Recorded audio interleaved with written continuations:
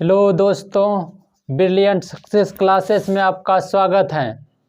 दोस्तों, हम जो पहले कांस्टेंट प्रोडक्ट रेशियो पे जो हैं जो सवाल बता रहे थे चैप्टर वाइज, इसमें प्रॉफिट और लॉस में जो है ना, हम उसमें 4 5 6 सवाल बताए थे। उस पे आज आगे का क्लास चालू होगा। तो दोस्तों, अगर यदि हमारा वीडियो और हमारा प्रयास आपको अच्छा लगे तो चैनल को सब्सक्राइब करें और वीडियो लाइक करें। तो दोस्तों, आप चैनल को सब्सक्राइब नहीं करते हैं, चैनल को सब्सक्राइब कीजिए। तो दोस्तों, इस मेथड पे जो है कांस्टेंट प्रोडक्ट रेशियो पे जो हम सवाल बता रहे चैप्टर वाइज, उसमें प्रॉफिट और लॉस में कुछ दूर तक बताए थे। उसके बाद होगा क्लास। तो आगे का जो है अगला सवाल। तो दोस्तों, तो इस सवाल को बनाते हैं। इस सवाल को बनाने से पहले हम जो है कुछ इसका मेथड बना देते हैं, जो हम इस सवाल में मेथड का उपयोग करते हैं।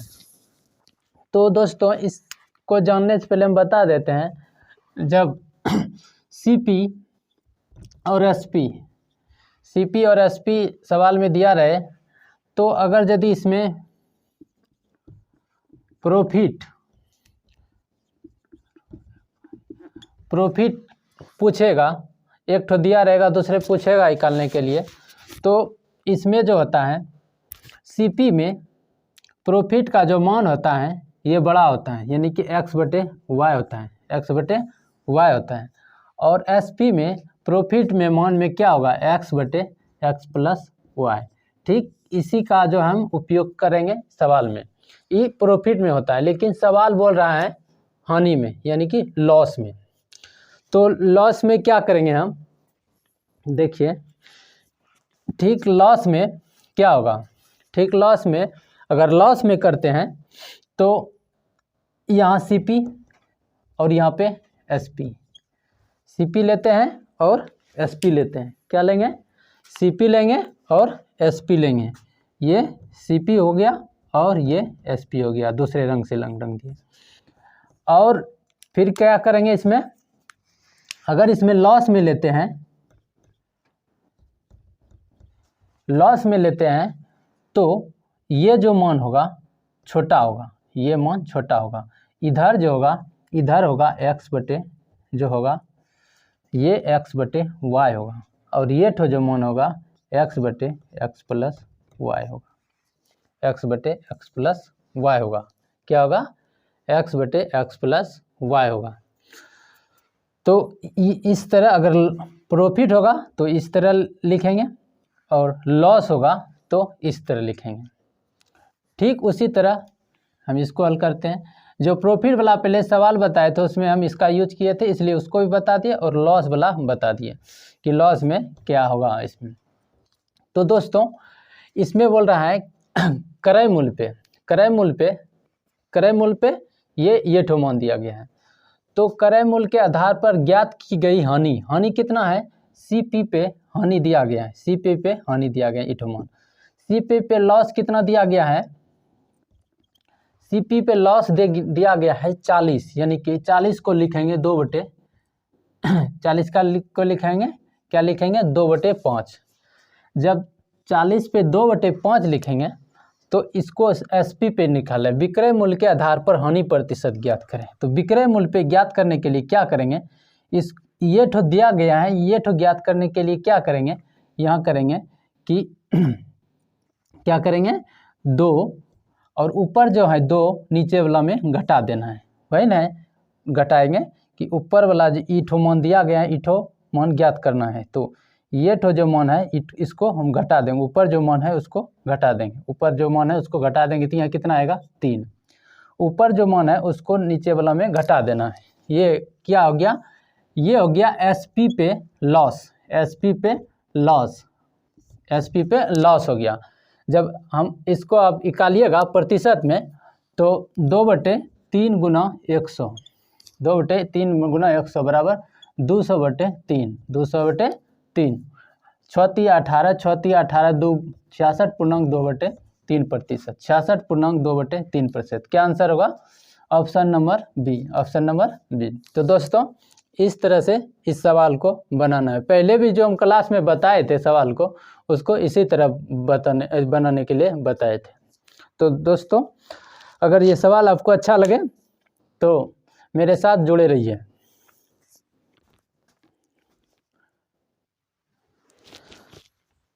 तो अगला सवाल है दोस्तों, विक्रय मूल्य पर 20% हानि क्रय मूल्य पर कितना प्रतिशत होगा। यानी कि विक्रय मूल्य पर 20% हानि जो है क्रय मूल्य पर कितना प्रतिशत हानि के बराबर होगा।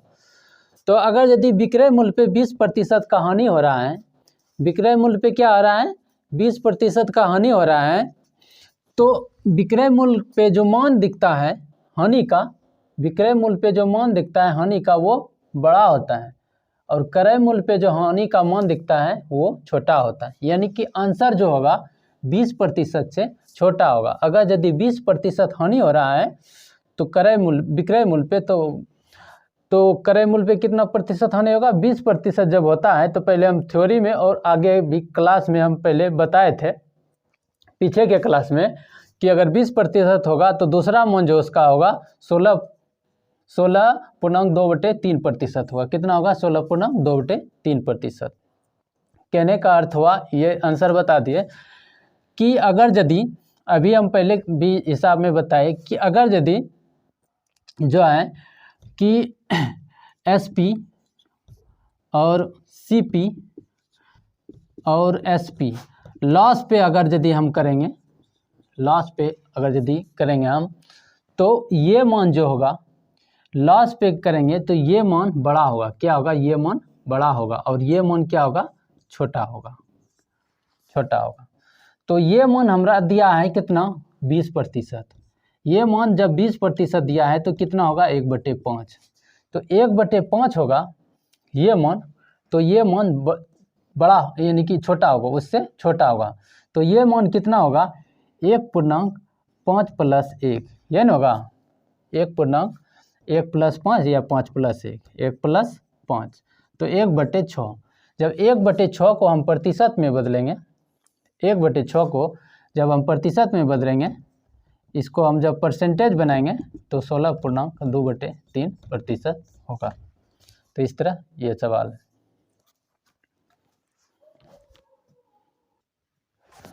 अगला सवाल है दोस्तों, विक्रय मूल्य पर 8.1/3% हानि क्रय मूल्य पर कितना प्रतिशत हानि होगा। यानी क्रय मूल्य पर उसका मान क्या होगा।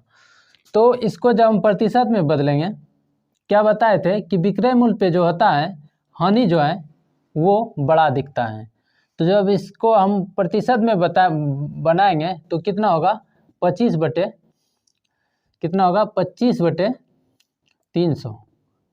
इसको हम जब तोड़ेंगे तो 25/300 प्रतिशत में तोड़ेंगे तो कितना होगा 4 तिया 12, 1/12।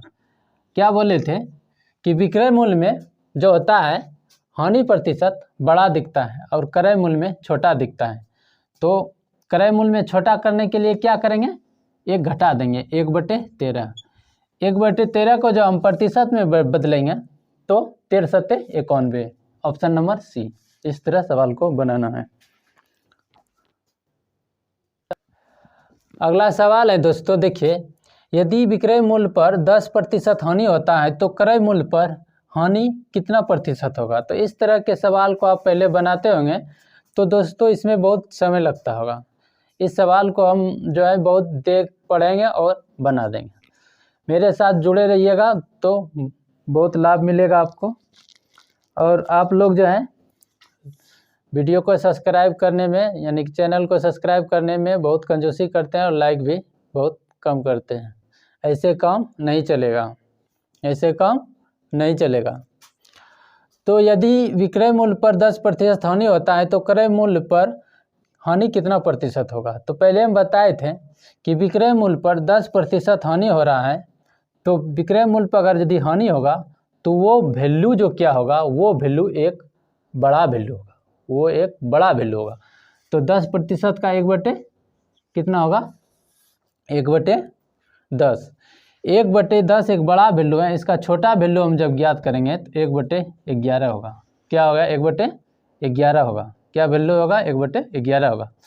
तो 1/11 को जब हम प्रतिशत में बदलेंगे तो 9.1/11% होगा। तो दोस्तों इस तरह इस सवाल को ऐसे भी बना सकते थे कि 10% हानि, तो 1/10, तो 1/10 एक बड़ा वैल्यू है तो उसका छोटा वैल्यू 1/11 होगा। 1/11 का प्रतिशत जब निकालेंगे 9.1/11% होगा। तो होगा 9.1/11% होगा।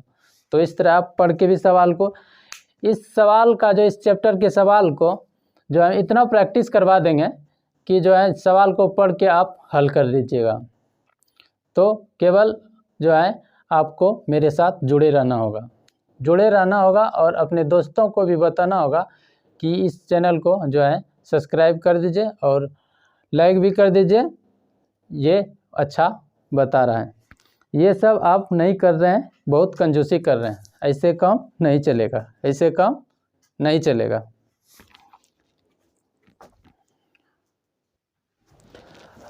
अगला सवाल है दोस्तों कि एक व्यक्ति एक चद्दर जो है 450 रुपये में खरीद कर उसे जो है 10% लाभ पर, जो कि विक्रय मूल्य पर गिना जाता है। क्या गिना जाता है? विक्रय मूल्य पर गिना जाता है। एक व्यक्ति एक चद्दर 450 रुपये में खरीद कर उसे 10% लाभ पर, जो कि विक्रय मूल्य पर गिना जाता है और बेच देता है। तो चादर का विक्रय मूल्य ज्ञात कीजिए। लाभ जो है विक्रय मूल्य पे गिना जाता है, लाभ जो है विक्रय मूल्य पे गिना जाता है। तो हमको पूछ रहा है विक्रय मूल्य, तो विक्रय मूल्य पे लाभ हो रहा है। तो ऑप्शन से देखिए 460, 475, 850, किसी का 10% निकाल के देखिए और 10% निकाल के उसमें 50 जितना निकलता है 10% उसके घटाने के बाद जो है 450 पूरना चाहिए। जिस भी ऑप्शन का 10% निकालने के बाद जितना होगा और फिर ऑप्शन में उस ऑप्शन में उसको घटा देंगे तो 450 आना चाहिए, वही तो आंसर होगा। तो अगर यदि इसका 10% निकालते हैं, इसका अगर क्या निकालते हैं 10% निकालते हैं 46 आ जाता है। तो 46 में घटाएंगे 450 नहीं आएगा, इसका 10% भी नहीं होगा। इसका 10% 48, जब इसमें 48 घटाएंगे तो 450 नहीं आएगा। 500 का 10% निकालेंगे तो कितना आएगा 50, जब 50 को 500 में घटाएंगे तो 450 आएगा। तो इसलिए ये आंसर होना चाहिए। इस तरह ये बना सकते हैं।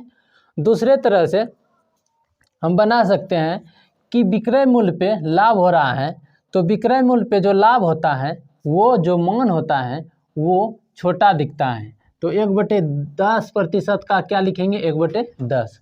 ये एक छोटा वैल्यू है, छोटा मान है। इसका बड़ा मान कितना होगा 1/9। कितना होगा 1/9। 1/9 होगा। तो क्या बता रहे हैं, ये जो क्रय मूल्य है ये टोटल प्राइस नीचे दिया रहता है, टोटल प्राइस नीचे दिया रहता है। इसका कहने का अर्थ ये हुआ कि 9 में 1 लाभ हो रहा है, 9 में 1 लाभ हो रहा है, 9 में 1 लाभ हो रहा है। तो 9 का वैल्यू कितना है 9 बराबर 450, 9 बराबर 450, 9 बचे 45, 1 बराबर 50, 1 बराबर जब 50 है तो ये क्रय मूल्य है और लाभ कितना है 50 है। तो विक्रय मूल्य कितना होगा, पहले जो बताए थे कि 450 जोड़ देंगे तो कितना हो गया 500। इस तरह के सवाल को बना सकते हैं। दोस्तों अगर यदि वीडियो का जो है नोटिफिकेशन या वीडियो जिस तरह हम वीडियो डालते हैं उसका जो है इन्फॉर्मेशन कब वीडियो आएगा कब नहीं आएगा, तो कब वीडियो इस सब का इन्फॉर्मेशन जो है मेरा टेलीग्राम चैनल है ब्रिलियंट सक्सेस क्लासेस, वहाँ पे जो है उसका इन्फॉर्मेशन दिया जाता है कि वीडियो आने वाला रहता है। तो पहले हम बता देते हैं, वहाँ पे आप जाइए और देखिए वहाँ पे जो वीडियो सब दिया गया है, उसके बाद वहाँ से इन्फॉर्मेशन आपको लग जाएगा, उस पर जुड़िए।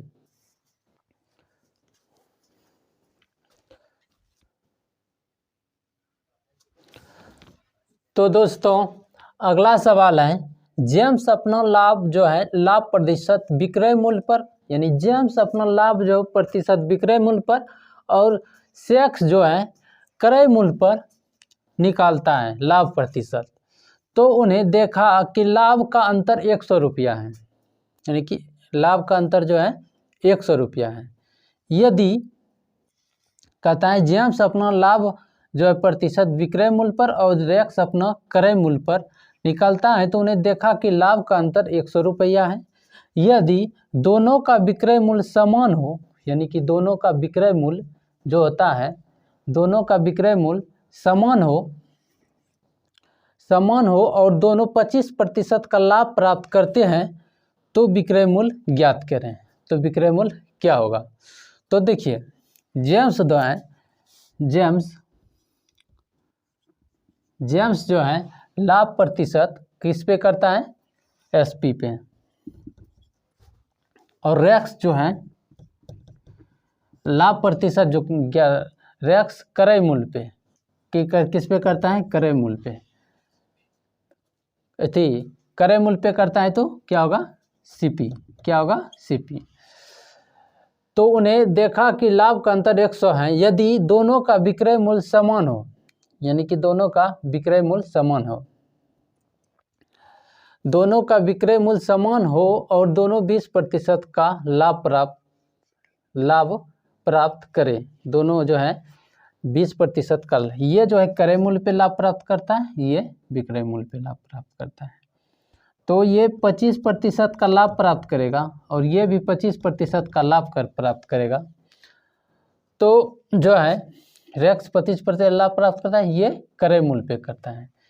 तो ये 25% जो है इस पे लाभ प्राप्त करता है क्रय मूल्य पे। तो अगर यदि क्रय मूल्य पे अगर 25% लाभ हो रहा है किसी को, तो किसी को 25% क्रय मूल्य पे लाभ हो रहा है, तो उसका एसपी कितना होगा? इसका रेक्स का एसपी कितना होगा? रेक्स का एसपी कितना होगा? एसपी जब निकालेंगे तो इसका निकालेंगे 20%। इसका एसपी जब निकालेंगे तो कितना होगा? 20%।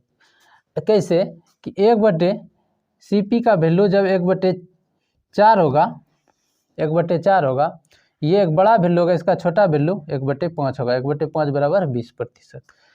यही कह रहा है कि दोनों जो है विक्रय मूल्य पे और क्रय मूल्य पे, तो ये जो है क्रय मूल्य पे लाभ हो इतना हुआ और इसका विक्रय मूल्य पे 25% लाभ होता है। 25% लाभ होता है विक्रय मूल्य पे। तो ये जो विक्रय मूल्य पे 25% लाभ हो रहा है, तो दोनों का अंतर जो है 5% है। 5% बराबर 100 दिया है, वही दिया है अंतर 100। कितना दिया है? 100। जब हम 100% निकालेंगे तो कितना आ जाएगा? 2000। कितना आ जाएगा? 2000, जो कि ऑप्शन नंबर ए में। किस में है? ऑप्शन नंबर ए में। तो दोस्तों इस तरह के मेथड को आपको समझना होगा और समझिएगा तब ये इसमें जो है उलझिएगा नहीं, इसलिए समझना होगा।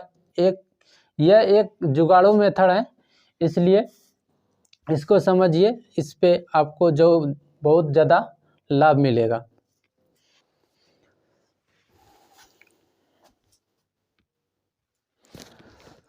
अगला सवाल है दोस्तों, अगला सवाल है कि एक व्यापारी जो है क्रय मूल्य पर लाभ प्रतिशत ज्ञात करता है। सेम उसी टाइप का सवाल है और उसी ढंग से बनाना है।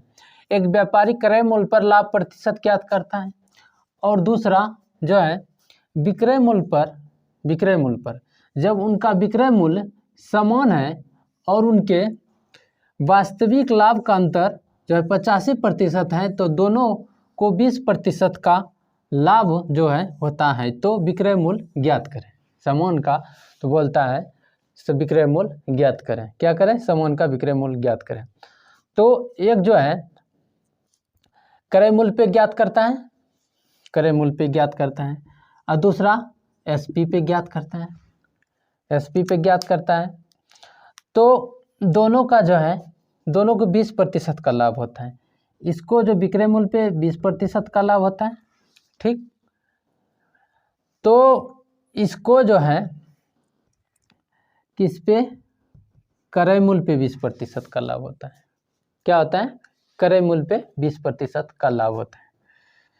तो क्रय मूल्य पे 20% का जब लाभ होगा किसी का, जब क्रय मूल्य का वैल्यू 1/5 होगा, 1/5 होगा, तो इस पे जो लाभ होगा, इसका लाभ का वैल्यू SP, इस पे जो लाभ होगा SP 1/6 होगा। कितना होगा? 1/6।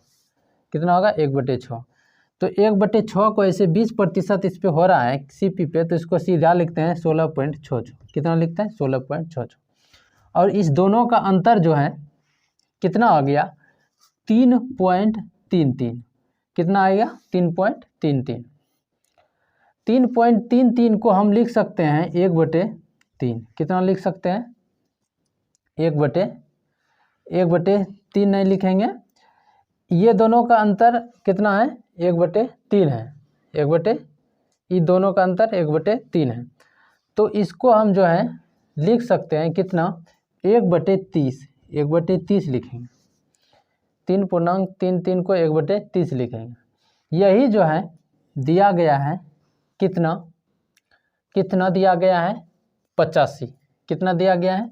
1/30 या 1/30 लिखिए, या तो 3.33% बराबर 85 कीजिए तो भी, या 1/30 बराबर 85 कीजिए।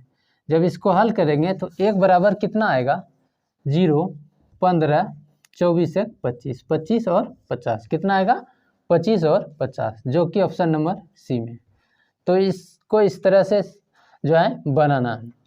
अगर यदि आपको समझ में दोस्तों नहीं आ रहा है तो पहले जो है इसका वीडियो आप पहले जो है पहला, दूसरा और तीसरा वीडियो देखिए जाके। क्या कीजिए? पहला, दूसरा और तीसरा वीडियो देखिए, तब ये आपको समझ में आएगा और आप इस बड़े से बड़े सवाल को बहुत ही बेहद कम समय में हल कर सकते हैं। तो ये एक जो है जुगाड़ू मेथड है, इसलिए इसको जो है कॉन्सेप्ट है, इसको समझना होगा। ये जो है इसका पहले हम वीडियो है कॉन्सेप्ट प्रोडक्ट रेशियो बता चुके हैं। कांस्टेंट प्रोडक्ट रेशियो कॉन्सेप्ट नहीं, कांस्टेंट है, कांस्टेंट प्रोडक्ट रेशियो एक, उस पे जो है इसको हम बता चुके हैं, उसको समझिए जाके कांस्टेंट प्रोडक्ट रेशियो को। और उसके बाद है समझिए, बढ़िया से देखिए, तब जो है आप इसको देखिएगा तो आपको बहुत लाभ मिलेगा। डायरेक्ट देखिएगा कि वीडियो खोलिएगा, वीडियो खोल दिए बस 20 से देखना चालू कर दीजिए। अगर वो नहीं देखे हैं तो आपको समझ में नहीं आएगा, क्योंकि उसमें हम बहुत डिटेल्स में उसको तोड़ तोड़ के बताए हैं। अब उसके बाद इस प्रॉब्लम सॉल्व कर रहे हैं। और दोस्तों, अगर यदि इस तरह के सवाल और ये मेथड आपको अच्छा लगे तो जो है चैनल को ज़रूर सब्सक्राइब करें। आपकी सपोर्ट का बेहद जो है ज़रूरी है।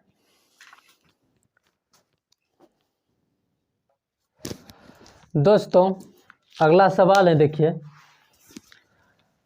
अगला सवाल है कि किसी पुस्तक विक्रेता का लाभ प्रतिशत कितना होगा। कहता है किसी पुस्तक विक्रेता का लाभ प्रतिशत कितना होगा यदि उसने पुस्तक विक्रेता को अंकित मूल्य पर बेचा जाए जिसको उसने 25% छूट पर खरीदा था। देखिए इस सवाल को आप पढ़िए नहीं, कुछ नहीं कीजिए, सीधा आप बोल रहे हैं 25% छूट पर खरीदा जा रहा है, 25% छूट पे खरीदा जा रहा है। तो वो जो है अंकित मूल्य पर क्या कर रहा है? अंकित मूल्य पर बेचा जाए। तो ये छूट जो है किस पे दिया जाता है? छूट किस पे दिया जाता है? अंकित मूल्य पे। जब छूट अंकित मूल्य पे दिया जा रहा है, छूट अंकित मूल्य पे दिया जा रहा है, तो ये एक क्या है? 25%। ये एक जो है 25%, ये जो है एक क्या है? 1/4। 1/4 इसको क्या लिखेंगे? 1/4। ये जब एक क्या है? एक छोटा वैल्यू है, ये एक जब छोटा वैल्यू है तो इसका एक बड़ा वैल्यू कितना होगा? 1/3। जब 1/3 का हम प्रतिशत निकालेंगे तो 33.1/3% आएगा। कितना आएगा? 33.1/30%, 3%, 1/3। छूट जो है 1/4, यह जो है ये एक छोटा वैल्यू है, ये एक छोटा वैल्यू है। छूट जो होता है एक छोटा वैल्यू होता है। छूट जिस पे छूट दे रहा है अंकित मूल्य पे दे रहा है, तो अंकित मूल्य पे छूट देता है अंकित मूल्य पे। ये एक छोटा वैल्यू है, ये एक छोटा वैल्यू है। ऐसे भी समझ सकते हैं आप, अगर यदि आपको इस तरह नहीं आ रहा है समझ में, तो ऐसे भी इसको समझ रहे हैं कि छूट दे रहा है तो छूट दिया जाता है अंकित मूल्य पे। तो 1/4 ये हो गया MP और ये हो गया जो है छूट, ये हो गया क्या, छूट। ये क्या हो गया, छूट। खरीदा जाता है, छूट पे खरीदा जाता है। तो जो MP है उस पे वो खरीदता है, जितना प्राइस है उस पे खरीदता है। तो CP कितना हो जाएगा, 4 में एक छूट दे रहा है तो 3 हो जाएगा। जब खरीदा जाता है तो उसका लाभ जो ज्ञात होता है वो CP निकला है, CP पे। अगर यदि अब वो विक्रय मूल्य पर ही बेच दिया देता है तो उसका लाभ अंकित मूल्य पर बेच दिया जाए तो क्या होगा। पहले जो है एक छूट देता था अंकित मूल्य पे, अब नहीं कर रहे हैं, छूट नहीं देंगे, सीधे बेच देंगे। छूट नहीं देंगे और सीधे बेच देंगे, छूट नहीं देंगे सीधे बेच देंगे तो क्या होगा, क्रय मूल्य तो हमको जानना होगा, क्रय मूल्य जानना होगा तब ये ना छूट निकालेंगे। जब क्रय मूल्य हमको ज्ञात हो गया 1/3, 1/3 एक लाभ होता है 1/3 पे, जब इसको प्रतिशत में बदलेंगे 3 तिया 9, 3 तिया 9, 1/3, ऐसे समझ सकते हैं। वैसे भी उस मेथड पे आप पढ़ के भी ज्ञात कर सकते हैं कि छूट दे रहा है तो अंकित मूल्य पे MP पे है, वो एक जो है क्या है, एक छोटा वैल्यू है। विक्रय मूल्य पे ज्ञात करते थे तो विक्रय मूल्य एक छोटा वैल्यू होता था, विक्रय मूल्य छोटा वैल्यू होता है, क्रय मूल्य एक बड़ा वैल्यू होता था, क्रय मूल्य एक बड़ा वैल्यू होता था। तो छूट जो दे रहा है तो ये विक्रय मूल्य अंकित मूल्य पे दे रहा है, तो अंकित मूल्य एक छोटा वैल्यू का, इसका बड़ा वैल्यू 1/3 होगा, इसलिए उसको प्रतिशत में बदलेंगे, इतना होगा। जैसे ये एक छोटा वैल्यू है, बड़ा वैल्यू जो है 25 का बड़ा वैल्यू निकालेंगे तो 33.1/3% है, कितना आएगा, 33.1/3%। इस तरह इस सवाल को हल कर सकते हैं। दोस्तों ये एक थर्ड प्रोसेस है जो एक जुगाड़ू मेथड है, इस पे आप सवाल को बनाइए और मेरे साथ जुड़े रहिए। आप जो है तो दोस्तों देखिए इस सवाल को, ये सवाल किस तरह का है। दोस्तों अगर यदि ये मेथड आपको समझ में नहीं आता है तो जो है इसको बार बार देखिए, एक बार देखिए, 2 बार देखिए, समझ में आएगा आपको, और ज़रूर समझ में आएगा क्योंकि ये एक जेन्युइन मेथड है। इस पे आप देखिए, यहाँ समझ रहे हैं कि यहाँ बनाने में समय लग रहा है, लेकिन इसको 1 बार 2 बार देखिए, समय कम लगेगा और जल्दी बन जाएगा। तो दोस्तों एक फेस वॉश का जो है अंकित मूल्य दिया गया है, एक फेस वॉश है उसका जो है अंकित मूल्य दिया गया है। क्या दिया गया है, एक फेस वॉश है, लाल वाला कलम से इसको हम पढ़ते हैं। एक फेस वॉश का अंकित मूल्य 360 रुपया है, उस पर विक्रय मूल्य का 20% डिस्काउंट दिया जाता है, तो उसका विक्रय मूल्य क्या होगा, तो उसका विक्रय मूल्य क्या होगा। मान लीजिए दोस्तों कि किसी चीज़ का विक्रय मूल्य 100 रुपया है, विक्रय मूल्य कितना है, 100 रुपया है, विक्रय मूल्य 100 रुपया है, तो ये MP है, या तो अंकित मूल्य विक्रय मूल्य है, अंकित मूल्य मान लीजिए।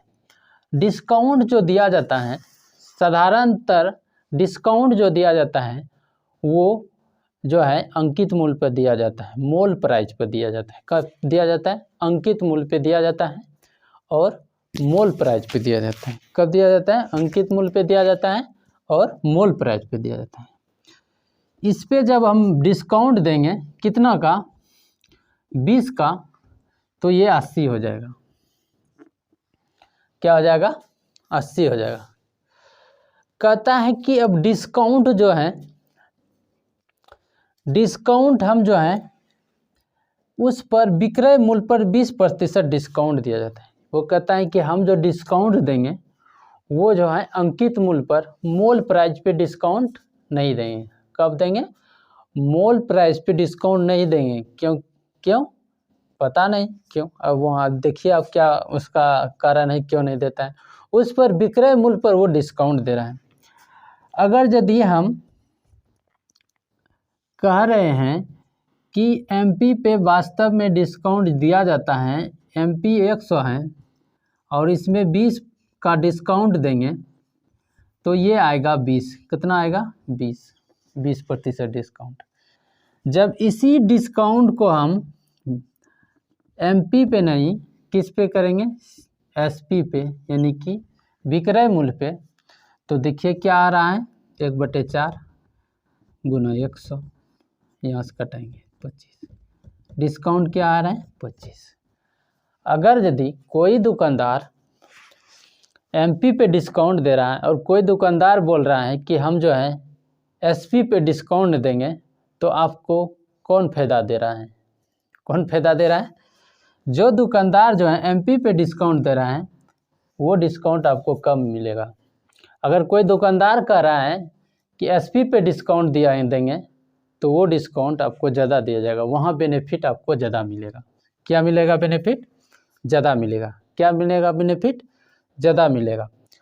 तो ज़्यादा वाला वैल्यू जो है, ज़्यादा वाला वैल्यू तो 20% डिस्काउंट किस पे दे रहा है? विक्रय मूल्य पे। विक्रय मूल्य पे डिस्काउंट दे रहा है, तो विक्रय मूल्य पे 20% डिस्काउंट दे रहा है, तो वो ज़्यादा वाला वैल्यू है। क्या है वो? ज़्यादा वाला वैल्यू है। विक्रय मूल्य पे डिस्काउंट दे रहा है तो वो ज़्यादा वाला वैल्यू है। क्रय मूल्य पे डिस्काउंट दे रहा है तो वो कम वाला वैल्यू है। पहले हम बताए हैं कि ज़्यादा वाला वैल्यू जब दिया रहे, ज़्यादा वाला वैल्यू दिया रहे 20%, क्या है? 20% एक ज़्यादा वाला वैल्यू है 1/5। 1/5 क्या है? एक ज़्यादा वाला वैल्यू है। ज़्यादा वाला वैल्यू 1/5 है, तो कम वाला वैल्यू 1/6 होगा। कम वाला वैल्यू 1/6 होगा। तो कम वाला वैल्यू 1/6 होगा, तो कम वाला वैल्यू 1/6 होगा, तो 1/6 यानी कि 6 पे 1 डिस्काउंट दे रहा है। 6 पे 1 डिस्काउंट दे रहा है, तो 6 बराबर कितना हो जाएगा? 60। 6 बराबर निकालते हैं तो 6 पे 1 डिस्काउंट दे रहा है। क्या दे रहा है? 6 पे 1 डिस्काउंट दे रहा है। 1/6 दोस्तों, अगर ज़्यादा वाला वैल्यू 1/6 यानी कि 1/5 ज़्यादा वाला वैल्यू है और 1/6 कम वाला वैल्यू है। 1/5 ज़्यादा वाला वैल्यू है और 1/6 कम वाला वैल्यू है। तो इस पे जब हम छूट देते हैं तो ये कम आता है और इस पे छूट देते हैं तो ज़्यादा आता है। तो इस पे छूट देते हैं तो ज़्यादा आता है और इस पे छूट देते हैं तो कम आता है। तो ये मान जो एमपी दिया गया है, ये दिया गया है एमपी बराबर 6 बराबर दिया गया है 360, यानी कि एमपी दिया है तो ये हम एमपी माने थे। जब यहाँ से कटाएंगे तो 6 चाक 36, 1 बराबर कितना आएगा? 60। तो हम लोग को निकालना है 5, तो 5 60 गुना 5 करेंगे कितना आएगा? 300। कितना आएगा? 300। तो जो इसका वैल्यू मान होगा, विक्रय मूल्य क्या होगा? तो 300 होगा। तो दोस्तों इस ऐसे भी बना सकते हैं, या तो देखिए, या ऐसे कर सकते हैं कि अगर यदि 100 क्या है? 100 एक विक्रय मूल्य है और 120 क्या है? 120 क्या है? 120 क्या है? ये एक अंकित मूल्य है। तो अंकित मूल्य दिया गया है 360, क्योंकि ये 20% डिस्काउंट दे रहा है अंकित मूल्य। और यहाँ क्या होगा? पता नहीं। यहाँ पता यानी कि इसका मूल्य मान कितना होगा? इसका मान कितना होगा? जब यहाँ से कटाएंगे तो ये आएगा कितना? 6। ये आएगा कितना? 5। यहाँ से कटाएंगे 6 छाक की 36। x बराबर कितना आएगा? 300। ऐसे भी बना सकते हैं। दोस्तों देखिए, इस तरह के सवाल को आपको समझना होगा और बहुत बारीकी से समझना होगा, और जो एग्ज़ाम हो रहा है उसमें बहुत ही कम समय में इस तरीक़ा से आप सवाल को बना सकते हैं।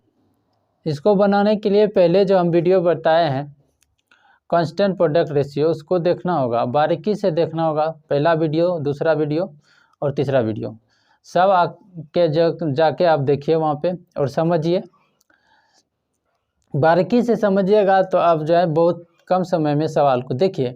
किसी भी सवाल को हम जो है हल करते थे कितना जल्दी कर लेते थे, उसको हम समझाने में और अच्छी तरीके से समझाने में जिससे कि समझ आए और जो है अच्छे से जो है आप लोग दोस्तों अच्छे से उसको जो है जिस तरह हम पहले बनाते थे उस तरह ही आपको बनाना है, समझाना तो नहीं है, एग्जाम में समझाना नहीं, इसलिए बनाना है, समझाते हैं क्योंकि समझ में आए। जब एक बार आप समझ लीजिएगा, एक बार में नहीं आएगा, 2 बार में समझ लीजिएगा। जब किसी चीज़ को आप समझ लीजिएगा तो उसके बाद आपको समय नहीं लगेगा।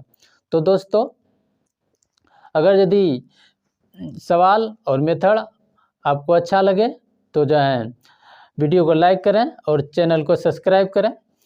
चैनल को आप लोग जो है सब्सक्राइब नहीं करते हैं, इसलिए चैनल को सब्सक्राइब करें। दोस्तों आज इतना ही, धन्यवाद।